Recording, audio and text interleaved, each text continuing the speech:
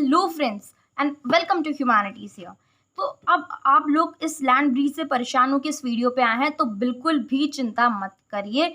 ये वीडियो देखने के बाद आई गारंटी आपको लैंड ब्रीज 100% क्लियर होगा।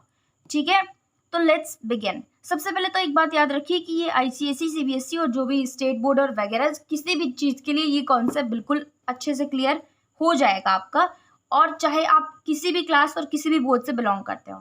So let's begin.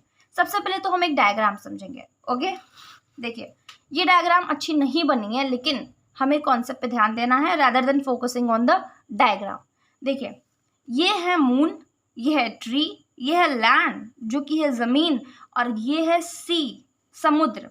ठीक है, तो होता क्या है, देखिए पहले हम लोग इस कॉन्सेप्ट को पढ़ते हैं, फिर यहाँ पे आते हैं। देखिए at night the land cools down faster than the sea water.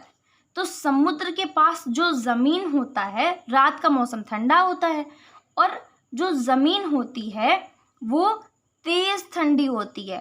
ज़मीन तेज़ ठंडी होती है। ठीक है, ज़मीन जल्दी से ठंडी हो जाती है, और जो पानी होता है वो उस टाइम गर्म रहता है लैंड के कंपैरिजन में। ठीक है, तो जो ज़मीन होती है वो ठंडी तेज़ हो जाती है, मतलब रात के वक्त ज़मीन ठंडी रहती है और पानी समुद्र का गर्म रहता है। ठीक है, क्या गर्म रहता है? पानी। ओके, और आप लोग पॉपकॉर्न लेके मत बैठिए, आप लोग नोट्स लेके पेपर और एक पेन लेके बैठिए, इसे नोट कर लीजिए। जब आप भूलेंगे तो फिर आप इसको दोबारा रिवाइज कर लेंगे। ये सी है और ये क्या है? ये है लैंड। ओके, तो होता क्या है कि the air above the sea water is warmer than the air above the land. मतलब देखिए, अब जब ये लैंड ठंडा होगा, जब ज़मीन ठंडा होगा, तो ज़मीन के ऊपर की जो हवा है वो भी तो ठंडी होगी ना।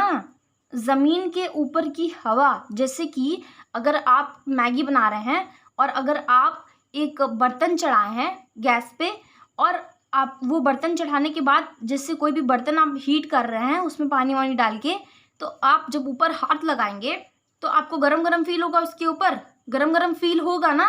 तो ठीक वैसे ही क्या होगा कि जो ज़मीन के ऊपर की जो हवा है वो भी ठंडी रहेगी, और जो ज़मीन की जो समुद्र के ऊपर की हवा है वो गर्म रहेगी, क्योंकि समुद्र गर्म है, और जो ज़मीन है उसके ऊपर की हवा ठंडी रहेगी क्योंकि ज़मीन ठंडी है। अब देखिए, the warm air rises up and the cool air from the land rushes towards the sea. देखिए जो गर्म हवा है, ये चाहे लैंड ब्रीज का केस हो चाहे सी ब्रीज का केस हो, गर्म हवा उड़ जाएगी। तो गर्म कौन है रात के वक्त? रात के वक्त गर्म कौन है? रात के वक्त गर्म है सी। तो सी के ऊपर की हवा जैसे ही उड़ गई, तैसे ही जो ज़मीन के नीचे की हवा है वो उसके पास चली आएगी। Got it? जैसे ही समुद्र की हवा उड़ गई, तैसे ही ज़मीन के नीचे की जो ज़मीन की हवा है, ऊपर की जो ठंडी हवा है, वो समुद्र के पास आ जाएगी। तो मेरे साथ बोलिए, समुद्र की गर्म हवा ऊपर उड़ती जा रही है और ज़मीन की ठंडी हवा समुद्र के तरफ आती जा रही है। देखिए ये हाथ का मूवमेंट देखिए और समझ जाइए। अब देखिए, अब क्या होगा कि मूवमेंट कहाँ से कहाँ हो रहा है, हवा कहाँ से कहाँ जा रही है। गर्म हवा तो उड़ गई, लेकिन जो ठंडी हवा है वो कहाँ से कहाँ जा रही है? ज़मीन से समुद्र तक, ज़मीन से समुद्र तक। तो ये कौन सा ब्रीज है? लैंड से सी जा रही है ना, तो जहाँ से जाएगी ये लैंड से जा रही है, तो ये लैंड ब्रीज है। ठंडी हवा लैंड से जा रही है, तो ये लैंड ब्रीज है। So hope this concept is clear.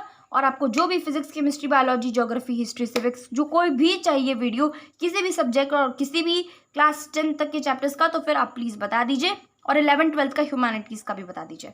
All the best.